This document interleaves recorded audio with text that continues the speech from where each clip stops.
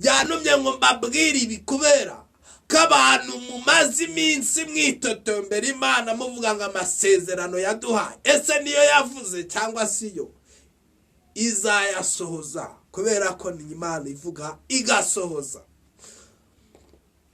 Hanyuma hari n'abandi bafite amasezerano y'amahuri, reka mbyite gutyo, bafite amasezerano yavuye ku bantu ariko atari Imana yayavuze.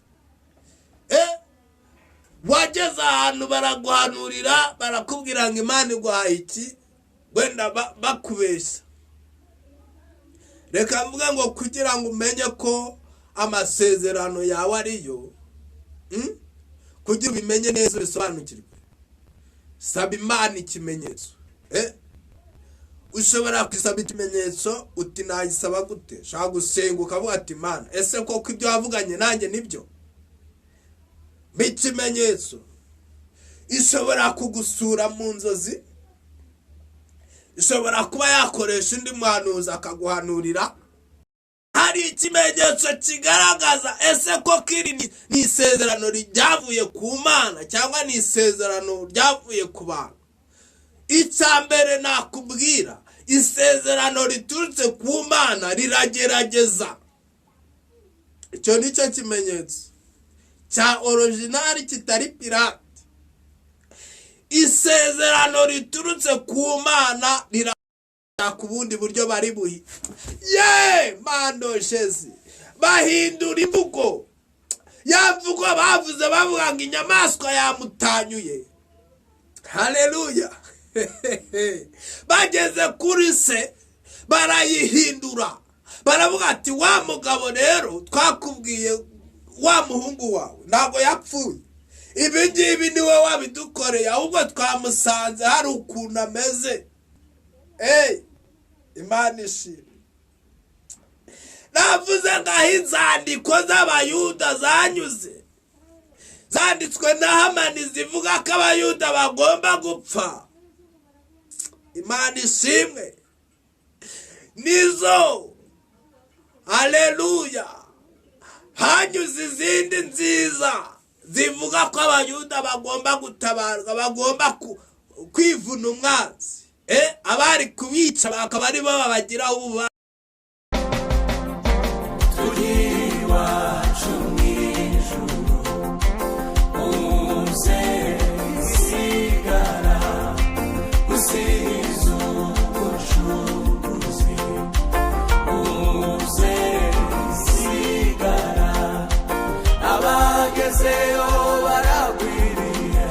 Kubwira abantu ntabwo n'ubundi imbere y'itangazamakuru, ariko iyo uri mukuru birabagukera nkiri umwana navugaga nk'umwana maze gukura ntangira kuvuga ibyo abantu video rero izitari ngombwa si ngombwa, ariko video zibwiriza ubutumwa bwiza zubaka abanyarwanda, zubaka society, niteguye kuzikora kuko mfite n'ibyangombwa binyemera.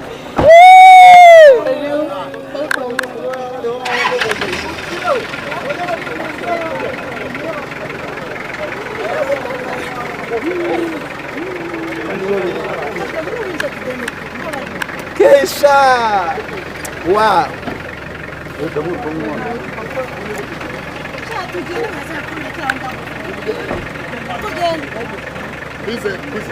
reka tubahe ikaze rero nk'uko igikorwa cyari gitegerejwe cyari cyo kubona Poso Yongwe. Ubu twageze kuri Poso Yongwe asohotse mu igororero rya Mageragere. Aje yiyoberanyije cyane kuko yatugezeho nta muntu numwe uramumenya, ndetse ntabwo twari tumutegereje umwanya mutoya. Ariko Aposo reka tuguhe ikaze. Urimo urabona ute aba bantu baje kukwakira, ndetse urabona ute hano mu Rwanda nk'uko hariya bajya babivuga bati ngiye mu Rwanda? Cyambere navuga no kushima Imana. Mbanje kwasuhuza abakunzi ba Dr. Aposo Nkundabose happy aho muherereye hose, abari ku mugabane wa Afrika, abari mu Buraya, abari muri Amerika, abari Canada, abari mu bihugu bitandukanye, mu birwa bitandukanye, ndetse no mu bihugu bya Afrika bidukikije. Turabashimiye kubw'umwanya wanyu mufata mukadukurikirana, ni iby'agaciro kandi turahamya neza tudashidikanya ko natwe tutazabatenguha abatari bana natwe batari bakora subscribe cyangwa se s'abonner mu gifaransa bagerageza bakabikora. Ndahamya neza ntashidikanya ko imigisha y'Uwiteka itazahwema kubabaho. Kubera iki? Iyo mukoze subscribe muba mukoze ikintu cya kigabo cyo gushigikira umurimo w'Imana.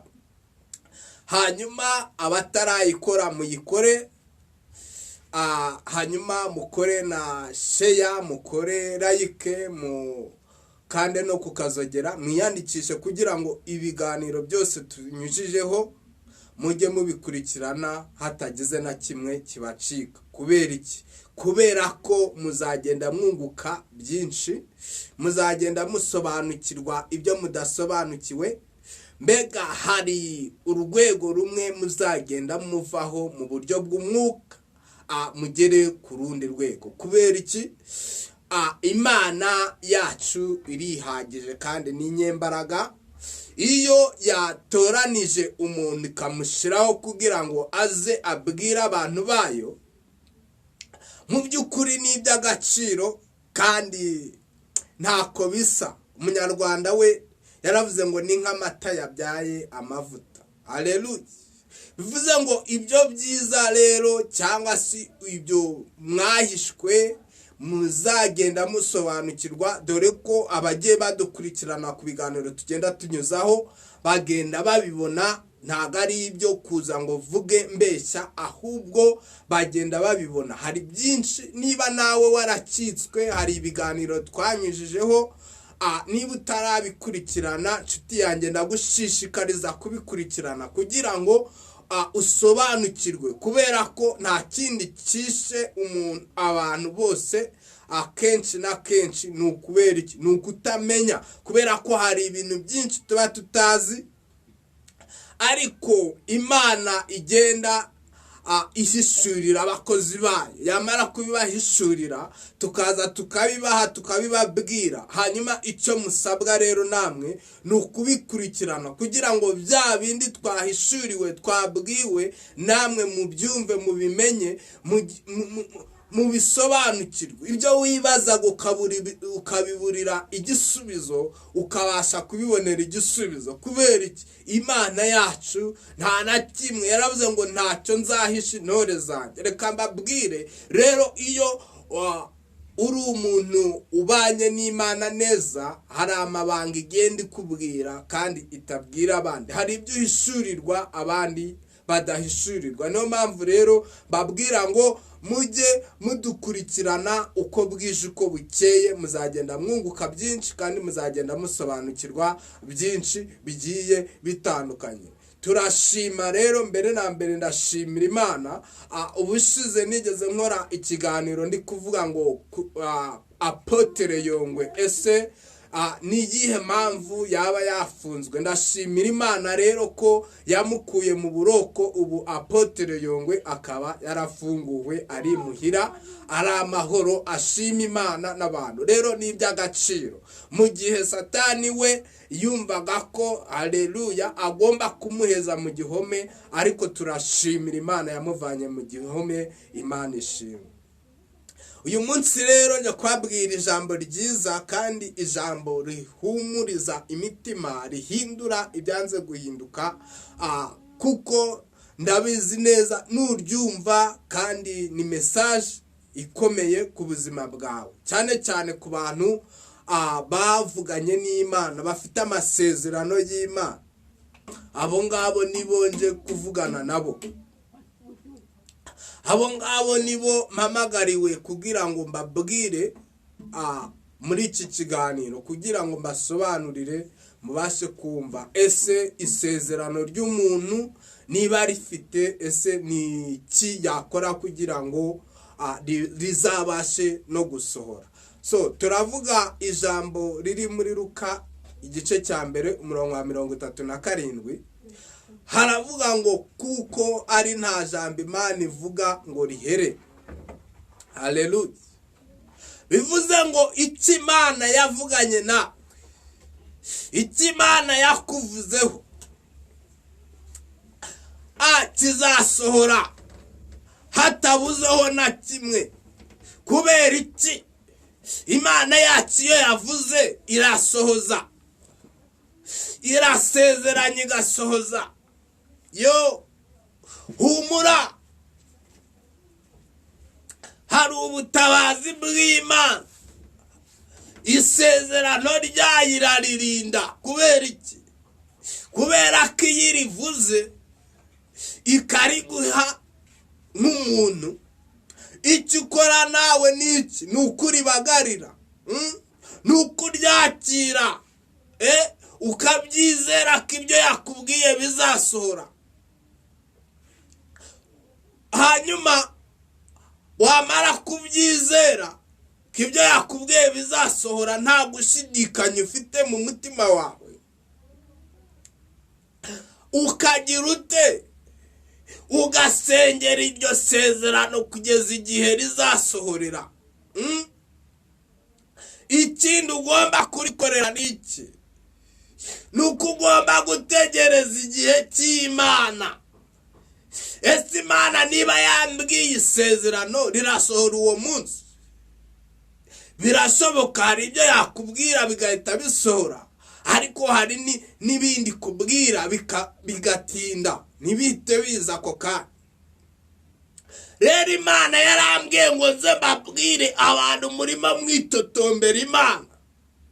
Mwitotombaga Imana yaravuze, ariko kuba yarababwiye ntiyasohoje ibyo yababwiye.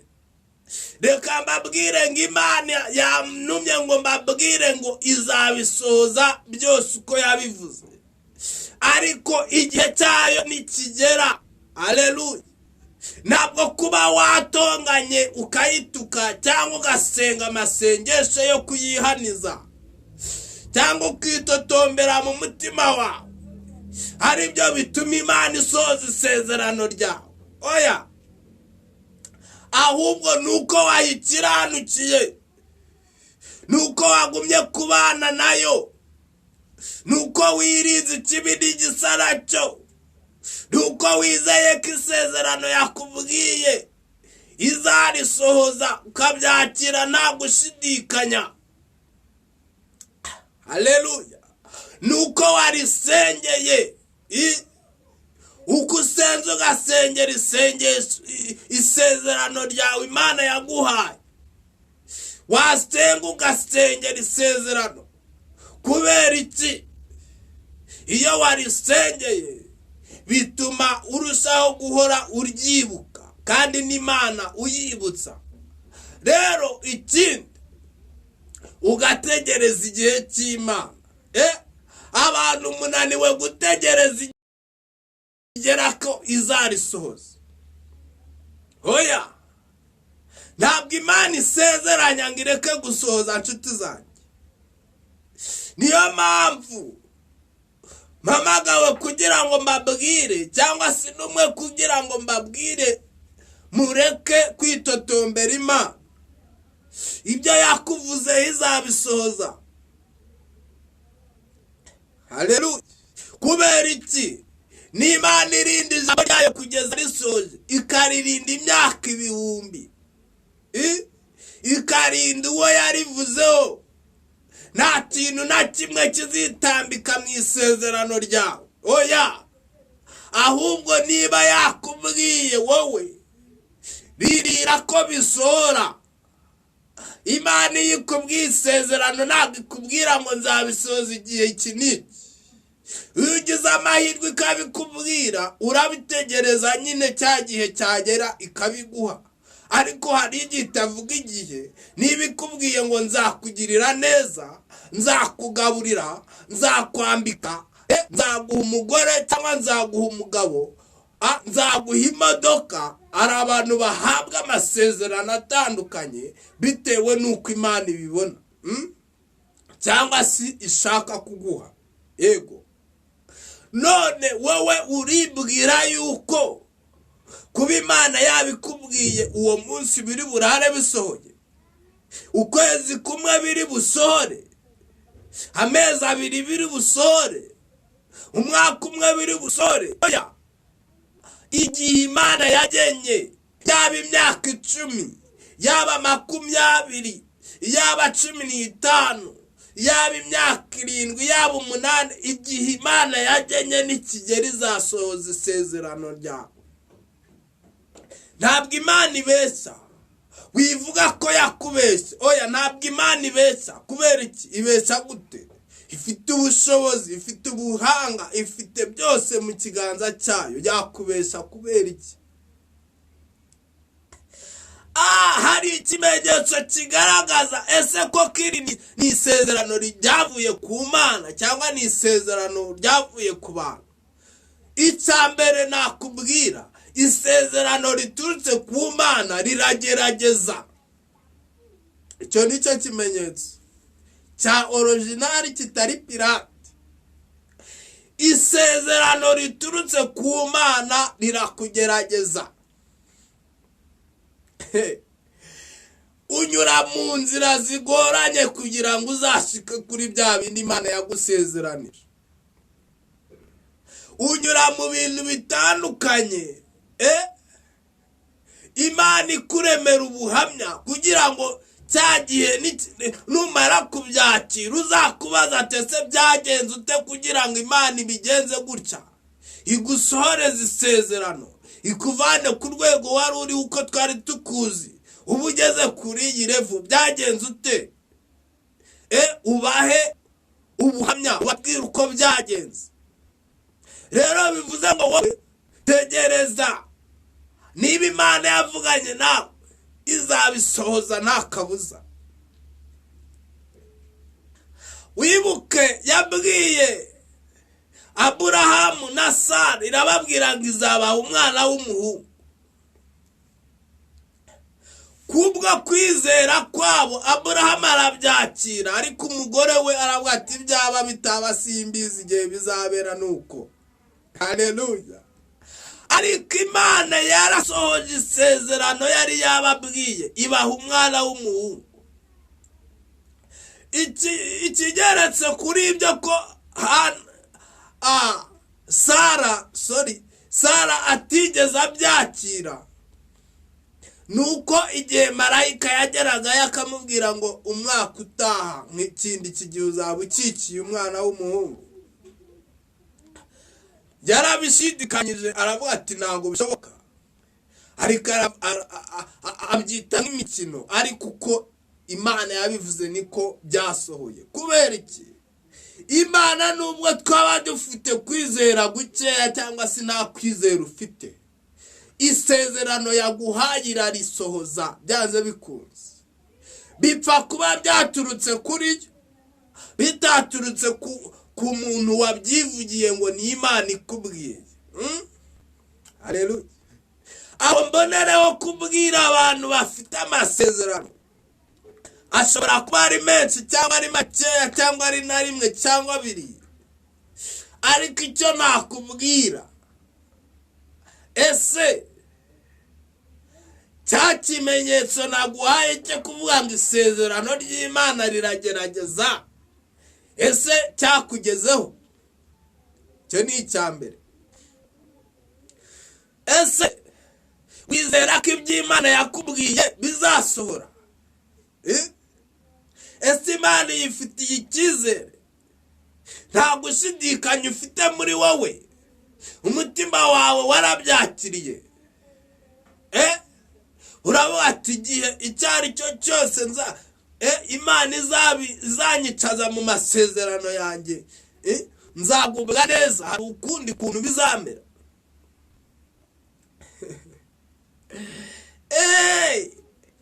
Ni Imana idatizwa amaboko, ni Imana isohoza. Umva, ntabwo yitaye ku magambo bakuvuzeho.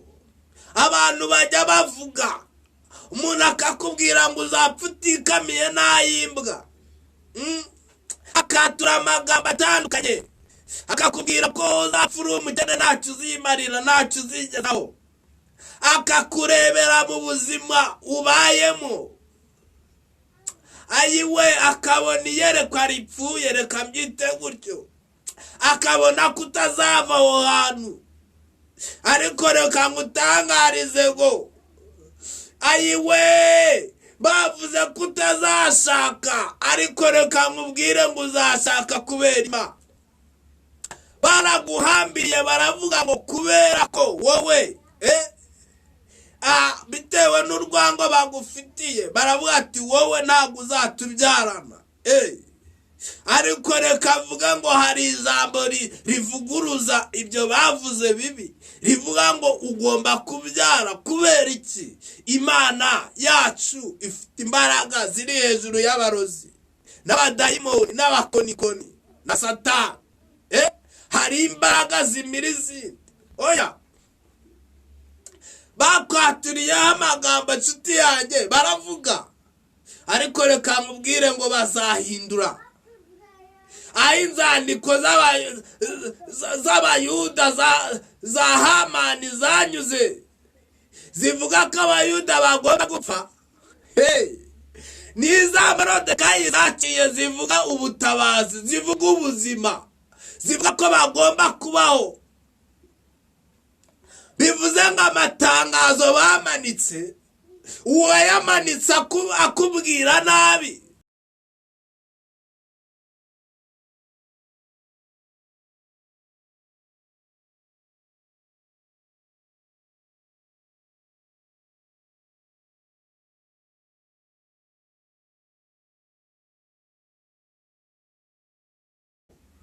Yosefu yabwiwe ko ise na nyina n'abakuru be abo bavukana bose bazamupfukamira, bazamwubararira. Amaze kubibwirwa, ntabwo Imana yigeze imubwira ko azajya kuba umuboyi. Azajya kwa muka Posifari, azajya gukora umurimo wo guteka, akazajya ateka. Oya, ntabwo Imana yigeze ibimubwira. Ntabwo Imana yamubwiye yuko azajya muri gereza agafungwa. Reka, ntabyo yamubwiye. Icyo yamubwiye ko azaba umutware. Ise na nyina baramwubararira, bazamupfukamira. Nabo bavukana bose, kandi niko byabaye. Ariko se mbere yuko bisohora, mbere yuko biba, ese ibigeragezo yanyuzemo byari byoroshye? Niyo mpamvu navuze ngo isezerano riragerageza umuntu. Iyo Imana ikubwiye ikubwira ngo nzaguha iki, ntabwo ikubwira detaye y'ibintu uzanyuramo, y'inzira uzanyuramo kugira ugere kuri cya kindi yakubwiye. Oya, ikubwira iherezo, ariko itangiriro kuzamura na hagati hose ntabwo ibikubwira. Kubera Yosefu yabwiwe ko ise na nyina n'abakuru be abo bavukana bose bazamupfukamira, bazamwubararira. Amaze kubibwirwa, ntabwo Imana yigeze imubwira ko azajya kuba umuboyi. Azajya kwa muka Posifari, azajya gukora umurimo wo guteka, akazajya ateka. Oya, ntabwo Imana yigeze ibimubwira. Ntabwo Imana yamubwiye yuko azajya muri gereza agafungwa. Reka, ntabyo yamubwiye. Icyo yamubwiye ko azaba umutware. Ise na nyina baramwubararira, bazamupfukamira. Nabo bavukana bose, kandi niko byabaye. Ariko se muri wese kuri revo ye uko yizera, iguha ikigeragezo ibona kuzashobora, ikwikoreza umutwaro ibona kuzashobora. Imana ishimwe. Yosefu aragenda akora akazi ko guteka. Amaze guteka muka Posifari, uko hati ikirayi muka Potifari akuzura umwuka w'amarari. Atangira kumwiyegereza, aramukunda. agerageza ashaka ko baryamana, ariko Yosefu arabyanga, yanga kuryamana nawe, ibyo arabizira. Amubesera ko ngo yashatse kumufata ku ngufu, bamujyana muri gereza, aho ngaho arahaba. Ariko Imana ishimwe, ariko Imana irinda isezerano rye. Imana nta kimwe kizitambika mu isezerano ryawe, oya. Ahubwo niba yakubwiye wowe, birira ko bisohora. Imana iyo ikubwiye isezerano ntabwo ikubwira ngo nzabisoza igihe iki n'iki. Iyo ugize amahirwe ikabikubwira, urabitegereza nyine cya gihe cyagera ikabiguha. Ariko hari igihe itavuga igihe, niba ikubwiye ngo nzakugirira neza, nzakugaburira, nzakwambika, nzaguha umugore cyangwa nzaguha umugabo, nzaguha imodoka. Ari abantu bahabwa amasezerano atandukanye bitewe n'uko Imana ibibona, cyangwa si ishaka kuguha. Yego, none wowe uribwira yuko kuba Imana yabikubwiye uwo munsi biri burare bisohoye, ukwezi kumwe biri busohore, amezi abiri biri busohore, umwaka umwe biri busohore? Oya, igihe Imana yagenye, yaba imyaka 10, yaba 20, yaba 15, yaba imyaka 7, yaba 8, igihe Imana yagenye nikigera izasohoza isezerano ryawe. Ntabwo Imana ibeshya wivuga ko yakubeshya, oya, ntabwo Imana ibeshya. Kubera iki? Ibeshya gute?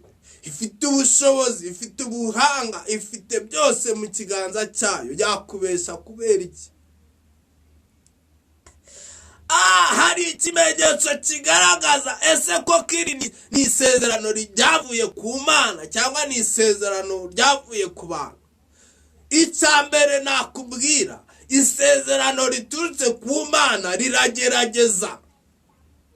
Icyo nicyo kimenyetso cya original kitari pirate. Isezerano riturutse ku Mana nubwo Imana yamubwiye ngo bazamwubararira, ikamubwira ko azaba umuyobozi, ntabwo yarazi inzira bizanyuramo. Ntabwo yarazi ko azaca muri izo nzira zose, ariko ngarangije. Haleluya.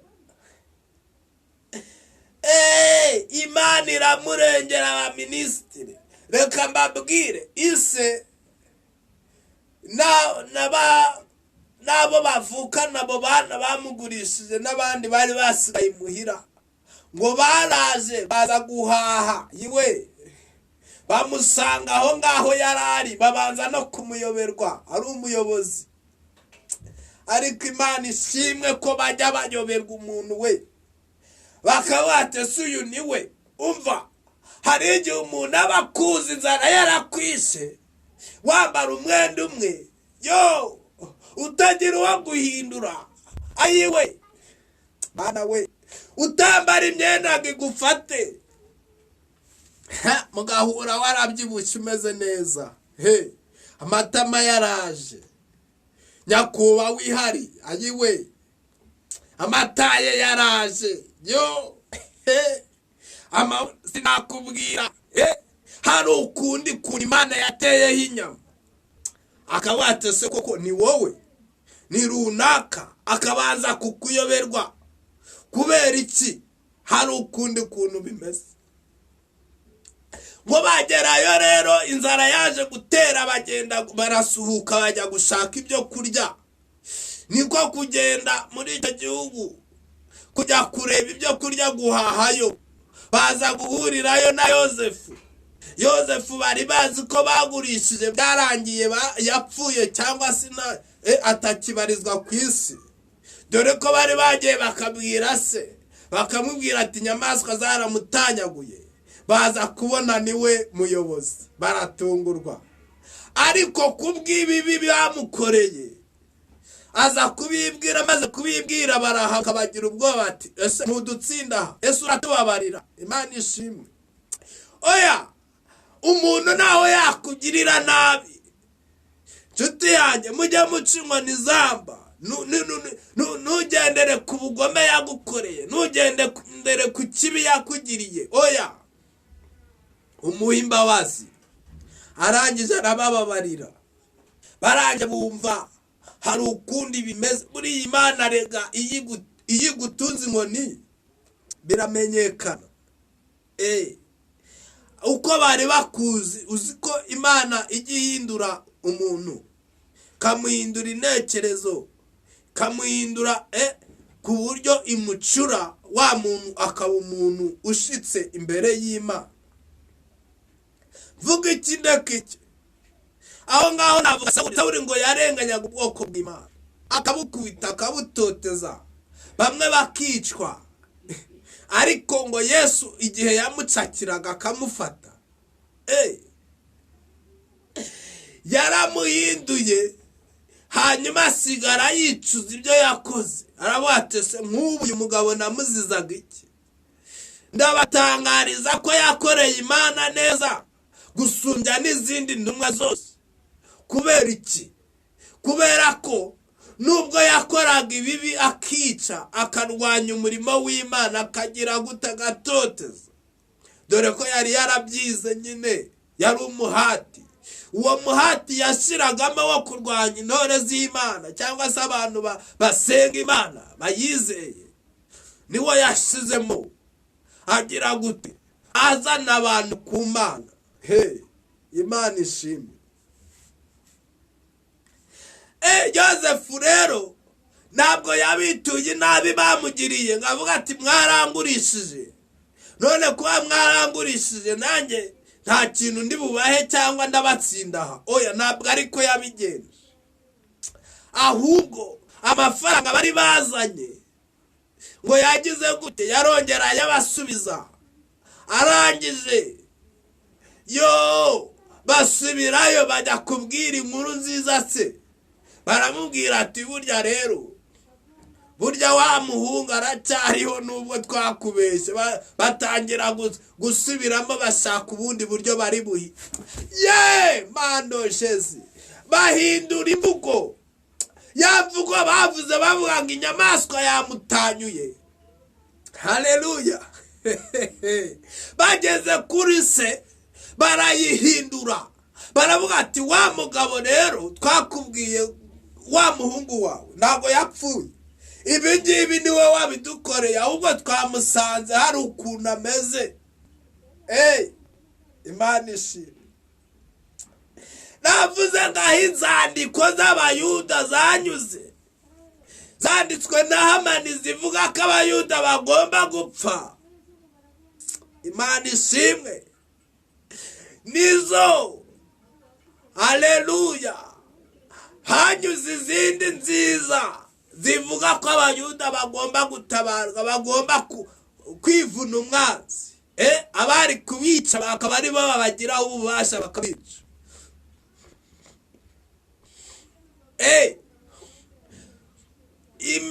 Mbega amagambo arahinduka, imvugo zirahinduka, amatangazo bamanitse bazayamanura. Kubera iki? Abakunzi baragezwa sha. Kubera iki? Kubera ko isezerano wabwiwe n'Umwami Mana ritari ryasohora.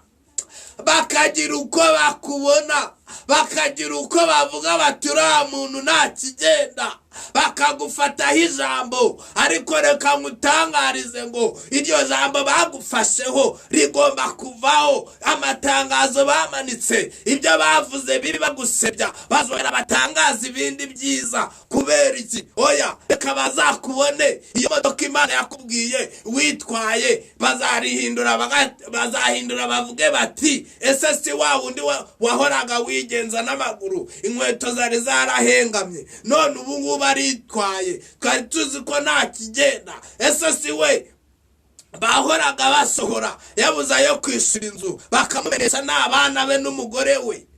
Bahindure bavuga batuzi ko yavuye mu bukonde akaba afitiye inzu kubera iki? Imana ihindura amateka. Haleluya. Baravuze baravuga we, reka nkubwire ngo bareke bavuge, badasema badachoka. Bareke bavuge aho bakuvugiye ibibi, umusozi batangarijeho ibibi niho bazongera gutangariza ibyiza. Amagambo bakuvuzeho yo kukwambika ubusa nibo bazongera kuvuga ibyiza kuri wowe. Nibo bazavuga ko Imana yawe yabanye nawe. Nibo bazavuga bati nukuri uriya muntu yarasengaga, nubwo twavuze, nubwo twamusebeje, nubwo twagize gute. Haleluya. Bazongera batangaza andi magambo mashyashya. Kubera iki? Imana yacu iyo yagutabaye biramenyekana.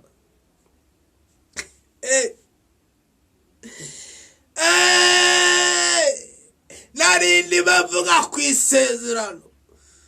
Isezerano Imana yakubwiye, yasezeranye nawe, rizasohora papa, rizasohora mama, rizasohora wa mukobwa we, rizasohora wa muhungu we, rizasohora. Haleluya.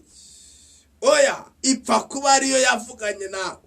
Ndavuga Imana yo mu ijuru, ukaba wizeye ko bizasohora, ukaba warabyakiriye, ukabyizera, ukabisingira, ukaba. Haleluya. Imana uyifitiye icyizere, ukaba ugisengera amasezerano yawe yakubwiye, ukaba. Haleluya. Ukibagarira amasezerano yawe, ukaba ukiri umukiranutsi, ukaba ukikomeje kuwiteka, ukaba utaragiye kwisayisha mu byaha, ukaba ukiri kumwe n'Imana uyegereye, ukaba urindiriye. Haleluya. Ukaba ugitegereje igihe cy'Imana. Imana ikorera igihe, isaha n'umunota, ni segonda, mbega uko yabigenye, imyaka yagenye, isaha yashizeho, umunota yashizeho, nibigera amasezerano yawe azasohora nta kabuza. Kubera iki? Imana yacu irasezeranya igasohoza. Reka mvuga ngo Imana y'amahoro iduhana umugisha. Imana y'amahoro ibiteho. Imana y'amahoro ibashyigikire. Imana y'amahoro yongere igarura ibyiringiro mu mitima yanyu. Abafite amasezerano mwongere mugirire Imana icyizere. Abayitotomberaga mwongere musabe imbabazi, mwongere muyigarukire. Mwongere mwumve ko hari ukongera kwizera Imana, mugategereza igihe cyayo. Reka mbabwire, icyo yagusezeranije izagisohoza. Niko yantumye ngo nkubwire. Niyo mpamvu rero utagomba kugira ute, gucika intege. Niba wari uyizeye, gumya uyizere. Niba wasengaga, gumya usenge. Gumya wiringira Imana uyikomezeho. Ndahamya neza nashidikanya ko isezerano ryayo rizasohora. Kubera iki? Yantumye ngo mbabwire ibi kubera ko abantu mumaze iminsi mwitotombera Imana muvuga ngo amasezerano yaduhaye, ese niyo yavuze cyangwa siyo? Izayasohoza, kubera ko ni Imana ivuga igasohoza. Hanyuma hari n'abandi bafite amasezerano y'amahuri. Reka mbyite gutyo, bafite amasezerano yavuye ku bantu, ariko atari Imana yayavuze. Wageze ahantu baraguhanurira, barakubwira ngo Imana iguhaye iki, wenda bakubeshya. Reka mvuga ngo kugira ngo umenye ko amasezerano yawe ariyo, kugira ubimenye neza bisobanukirwe, saba Imana ikimenyetso. Ushobora kwisaba ikimenyetso uti nayisaba gute? Shaka gusenga ukavuga ati Imana, ese koko ibyo wavuganye nanjye nibyo? Bikimenyetso ishobora kugusura mu nzozi, ishobora kuba yakoresha undi muhanuzi akaguhanurira. Ego Imana ivuga rimwe kabiri gatatu binarenze, shaka kuguhuza n'undi muhanuzi runaka akaba yaguhanurira mutaziranye, shobora kuba yakurotesha inzozi rimwe kabiri gatatu. Imana irashoboye. Kubera iki? Imana yacu irihagije, kandi yavuganye n'uwo muhanuzi wayegereye, nawe yakuvugisha. Reka biterwa nuko wayegereye. Reka bwire ngo shalom, amahoro y'Imana bane namwe. Tugumye twiringira Imana, tugumye tuyikomezeho, amahoro n'imigisha bigumye